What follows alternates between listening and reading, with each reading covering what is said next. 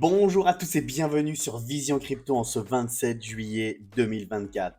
Aujourd'hui, une map verte, très verte, avec de bonnes performances comme CFX à plus 18%. Donc ça, vraiment top, vraiment appréciable, honnêtement. Pour une fois qu'on voit pas des shitcoins pétés de partout et qu'on voit vraiment des projets pétés, bon, Pop 4, hein, voilà, mais on voit pas PP que 1% alors qu'on a du CFX Conflux qui fait 18%, ça c'est beau à voir. Voilà, en tout cas, ça fait un peu plaisir d'avoir une map comme ça. Au niveau des volumes, un volume qui diminue, Bitcoin à 25 milliards, Ethereum à 13 milliards.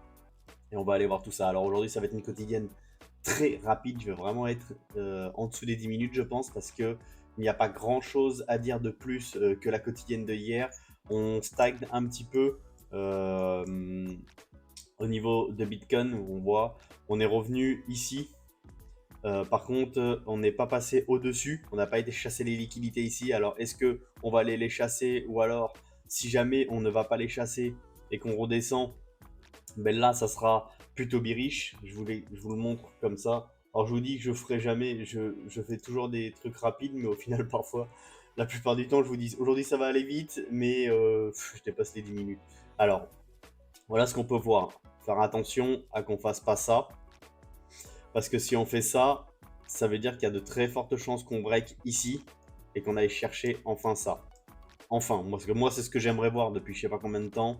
Après, si on part to the moon, tant mieux, hein, ça me dérange pas du tout, hein. Moi, je veux pas être bearish du tout. C'est juste que dans mes plans, je préférerais qu'on vienne chercher ici et enfin qu'on puisse respirer, qu'on ait plus cette peur de venir ici. Si on le fait, au moins on n'en parle plus, après on repart. D'accord? Donc, en vrai, là, si on commence à chuter, à faire ça, ça sera un peu bearish. Pourquoi? Parce qu'on n'aura pas été chassé les précédents sommets. Donc on commence un plus bas, un plus haut, j'y arriverai un jour, un plus haut, plus bas que le précédent. D'accord? Donc il y a deux choses. C'est soit, hop, voilà, c'est soit on va ici, on va chercher les liquidités et on réintègre, et ça, c'est pas bon non plus, parce que ça veut dire qu'on a chassé les liquidités et après on va chercher plus bas pour aller chercher des liquidités plus basses, d'accord? Soit on passe au-dessus et on consolide au-dessus, et là, plutôt bullish, sans aucun problème, donc ça c'est vraiment top. Ou alors, là on s'arrête ici et on va tout de suite descendre. Et donc dans ce cas-là, ça sera pas très beau parce que on formera ce que je vous ai fait dès le début là, un M, et après si on casse la neckline qui est ici, eh ben on casse, probablement on fera ça et on ira chercher enfin cette RLZ longue, le gap CME, voilà, tout ce qu'il y a, toutes les confluences, et on ira combler les imbalances qui sont ici. Voilà. Donc voilà, le plan ne change pas trop pour le moment. Il n'y a pas eu beaucoup de. Je pense qu'ici on a piégé beaucoup de monde, hein, ici dans cette montée. Je pense qu'on a piégé beaucoup de monde. Donc pour le moment, j'y crois toujours pas trop, moi, à ce pump, mais après, je peux totalement me tromper. De toute façon, c'est le marché qui aura raison.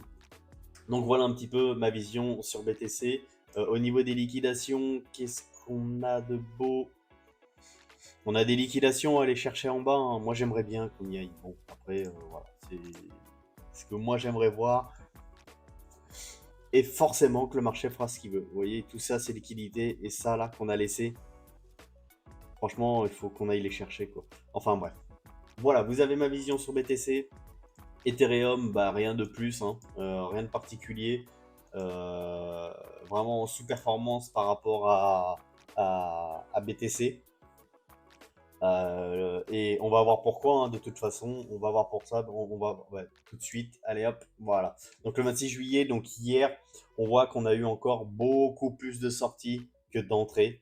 Donc hier, je vous l'ai montré ça dans la quotidienne de hier. Donc ça, c'est vraiment ce qui rentre dans les ETF Ethereum. Donc ETF Flow Ethereum, c'est ce qui rentre dans les ETF Ethereum et ce qui sort des ETF Ethereum. Et donc on voit que ici il y a BlackRock, Fidelity, Bitwise, 21 Share et tout ça qui achètent et tout.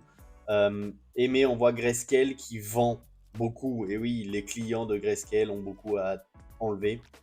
Donc, et on voit que hier, il y a eu encore 356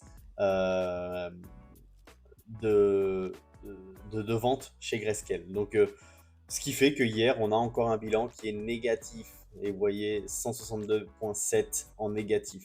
Voilà, malgré que BlackRock ait acheté, Fidelity y ait acheté, Bitwise ait acheté, Franklin ait acheté un petit peu aussi, eh bien, on est quand même en négatif. Donc c'est pour ça, de toute façon, le temps qu'il y aura des grosses ventes de Grayscale, enfin, des clients de Grayscale, on ne pourra pas pumper sur ETH. C'est pas possible. Sauf si BlackRock pète un plomb et décide de acheter véritablement beaucoup.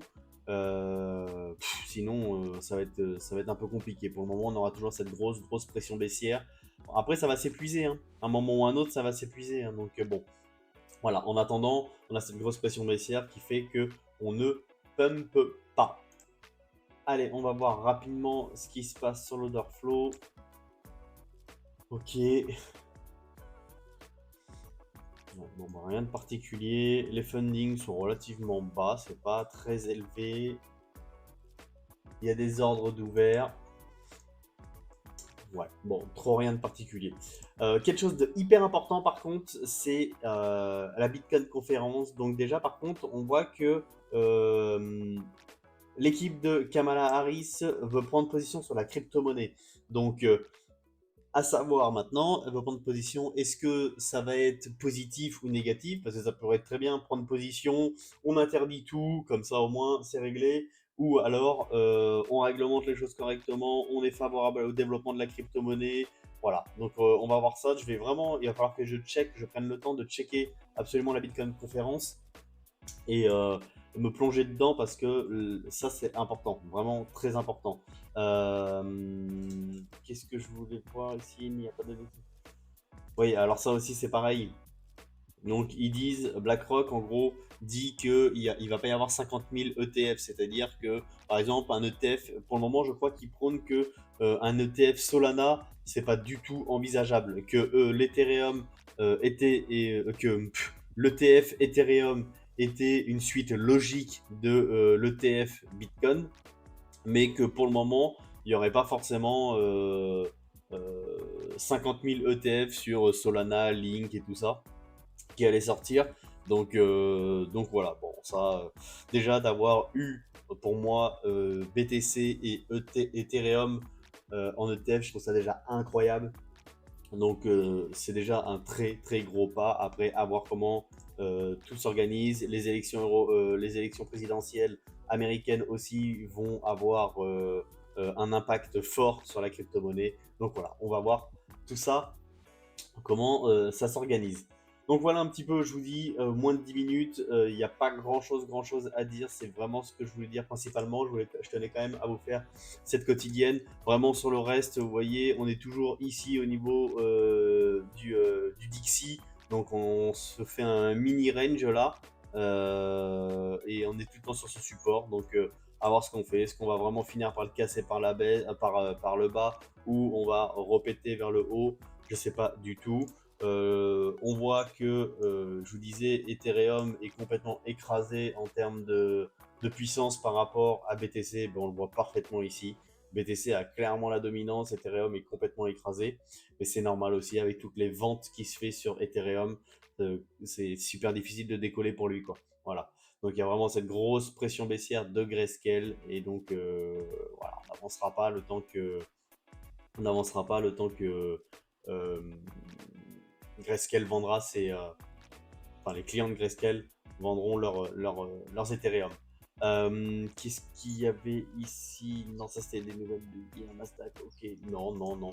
Mais trop rien de particulier. De toute façon, lundi ou même demain, je sais pas si je ferai une quotidienne. S'il y a des trucs intéressants, je ferai une quotidienne à voir. En tout cas, voilà pour aujourd'hui, c'est une quotidienne hyper courte, mais au moins vous avez mon point de vue comme d'habitude et on va vraiment attendre de voir ce qui se passe sur notre ami BTC. Donc soit on craque vers le haut, on va chercher les plus hauts sommets, si on réintègre pas c'est bullish et on va aller chercher un nouvel ATH clairement, ou alors là on va faire notre petit M ici et on va en bas rechercher la RLZ long qui est totalement possible encore comme scénario et c'est même celui que je privilégie, enfin que j'aimerais voir. Après le marché fera absolument ce qu'il veut.